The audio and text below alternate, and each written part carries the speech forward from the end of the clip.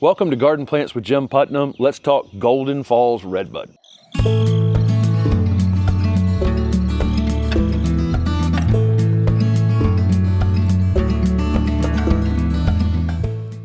This is Golden Falls Redbud, a super unique weeping chartreuse or gold foliage version of our native eastern redbud. It was developed by our friend Denny Werner. He's actually been to the garden and taken a photo with this one.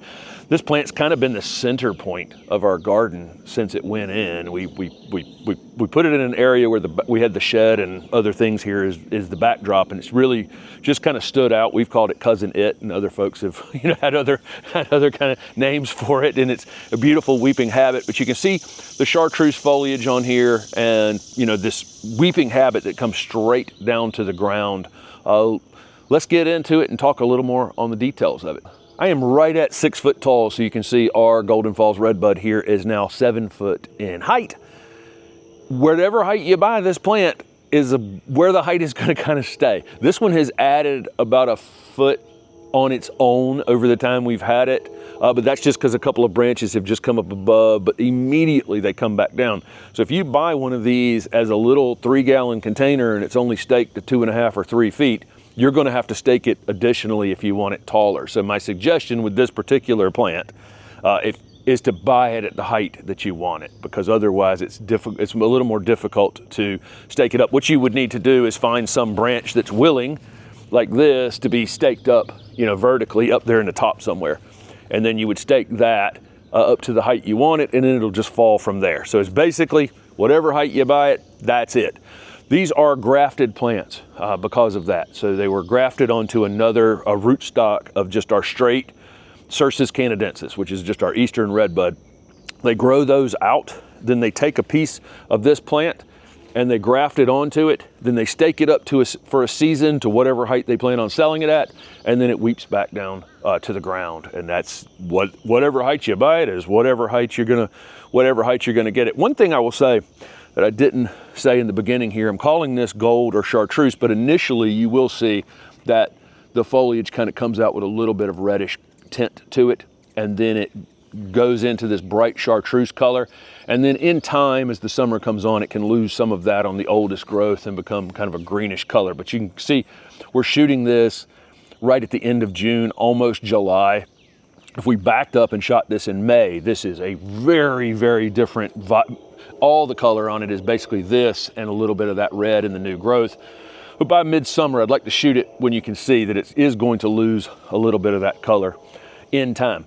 Growth rate is absolutely wild. This plant gets grafted in nurseries and within a single season can grow up to whatever height they want to keep it and back down to the ground. I've been told that there are nurserymen that can get as much as 10 to 12 feet of growth out of this thing in a single season. And we have witnessed that in our garden, because what we do here, I've got it growing with some other plants that it's sitting on top of right now. We limb this up from the bottom. We just take and cut it about 3 feet off the ground. We have to do it 2 or 3 times a season. It can make it right back down to the ground. There's no reason why I can't allow it to go down to the ground and just skirt across the ground if I wanted to. It's just that ours is in a very crowded neighborhood, and I lift it up occasionally. And so we've already done it.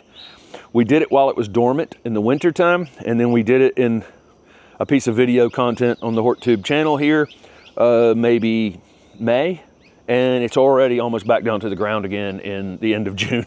So at least 3 times a year, that's 9 feet of growth I'm getting in a single season on this plant.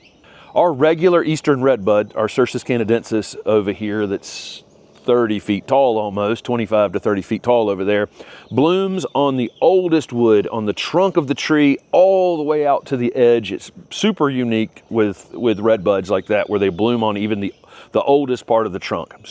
You don't normally see that in plants. You normally see it on last year's growth or this year's growth, but not on the oldest part of the plant.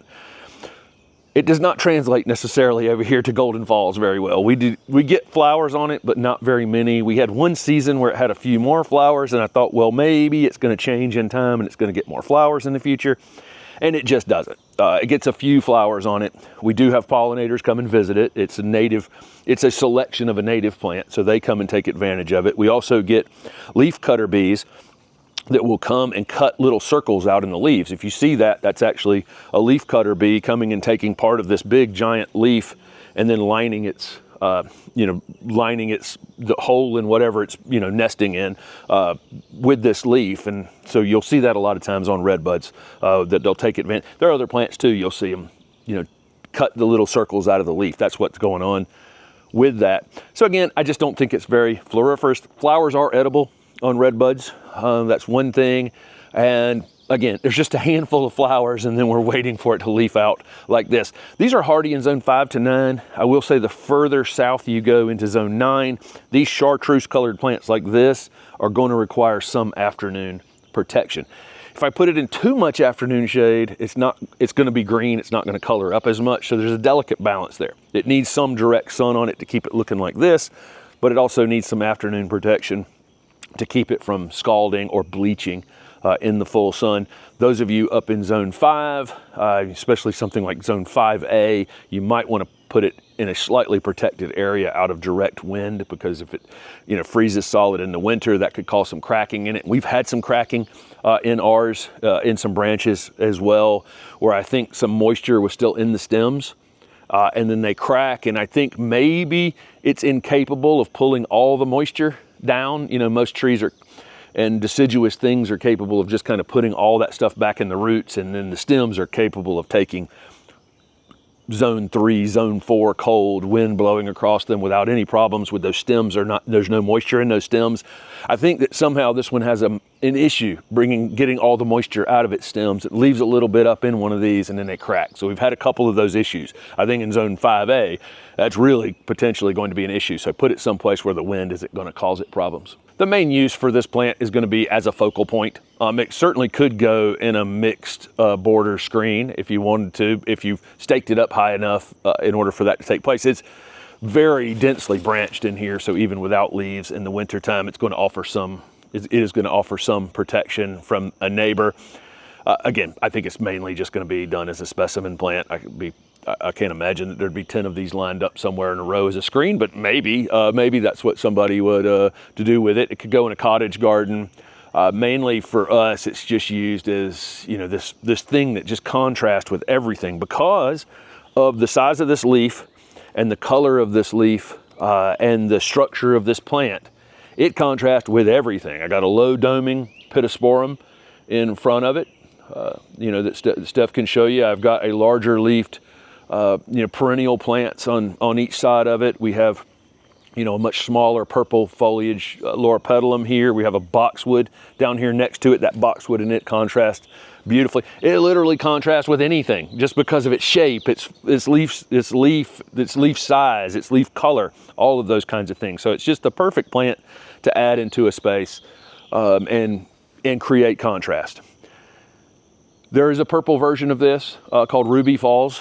And then you can get a green version of this as well. And then there's a kind of a variegated version of this. These come in, you can get upright, purple, chartreuse, green, variegated, and the same thing in the weepers as well. And Denny has a new series of dwarf ones where the leaf internodes are a little closer together. So these leaf internodes on this are about 2 inches apart. There is one coming where the leaf internodes are a little closer together. The leaves are a bit smaller. They're organized on the branch a little bit different because of that, and has a kind of a different look to it as well. And I know that's coming to the market. So really an interesting plant where you can get whatever color and whatever shape you want it to be. This plant, I will say, has probably been, if we have the open garden event here every year, and this is the plant that people come and take the most photos of, because we have the blue shed back there behind it, and we have all of these other things that contrast with it. And so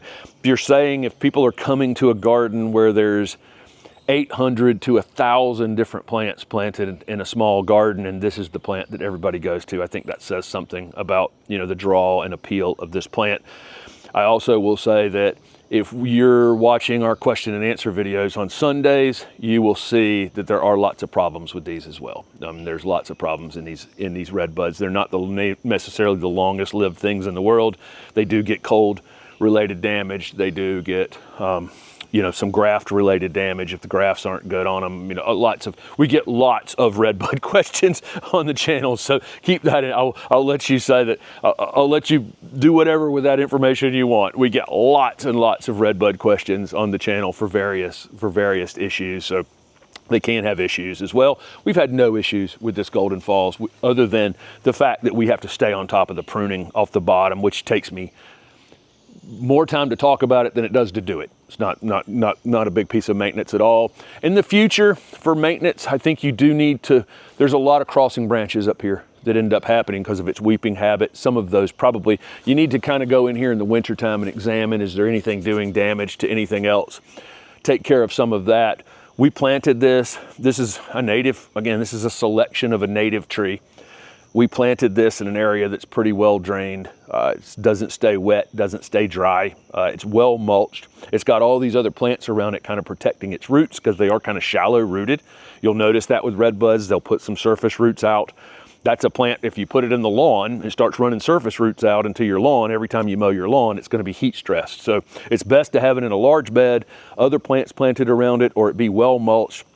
Water it when it needs water, let it dry out otherwise. We fertilize once a year with an organic fertilizer out here in March, and that's it for the season. Not really fertilizing this plant. I mean, it's a tiny amount of fertilizer I'm giving this thing, almost to show you how little I fertilize. Most of my fertilizing is happening from the mulch breaking down and the leaves being left in place. I'll let you decide when the leaves fall off of this, whether you leave them, you know, matted down on the ground. We do. I don't do anything with them. They stay under here. We put a fresh little bit of mulch in the spring, and that's it. So really super low maintenance plant. My biggest suggestion here though is that you buy one at the height you want it, or near to the height you want it. Otherwise you are going to have to put some work into it to establish it at the height you want it. So this, I love buying things in small containers and starting small plants and watching things grow. It's a big part of our channel, you know, saving money, starting things from seed, all those kinds of things. This might be the one plant that if you want it, you spend a few more dollars on it and get one that's already the height you want it, so that you don't have any kind of ongoing work to do on it for 2 or 3 years trying to get it where you want it. So there you go. There's the Golden Falls Redbud, and thank you guys so much for watching.